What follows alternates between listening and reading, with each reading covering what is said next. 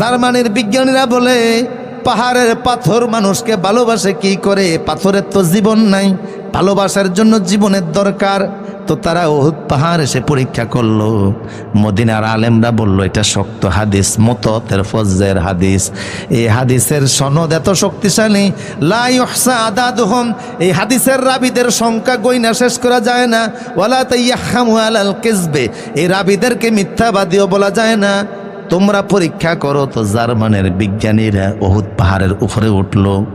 11.5 mile লম্বা পাহাড়টা, 2.5 mile লম্বা হলো এটার পাশ, 700 মিটার হলো এটার উচ্চতা। তো তারা পাহাড়ের চারপাশে ঘুরতেছে। হঠাৎ করে তারা দেখে পাহাড়ের মাঝখানে স্যাটেলাইটের মাধ্যমে ছবি নিয়ে দেখে পাহাড়ের মাঝখানে মিম হা মিম দাল 4টা অক্ষর দ্বারা মোহাম্মদ নামটা লিখিত আছে। তারা অবাক হয়ে গেল, যে পাহাড়ের মধ্যে নবীর নাম লেখা থাকে ওই পাহাড় নবীকে ভালোবাসবে না তো কাকে ভালোবাসবে? এই 113 জন বিজ্ঞানী পাহাড়ের মধ্যে কালেমা পড়ে মুসলমান হয়ে গেছে।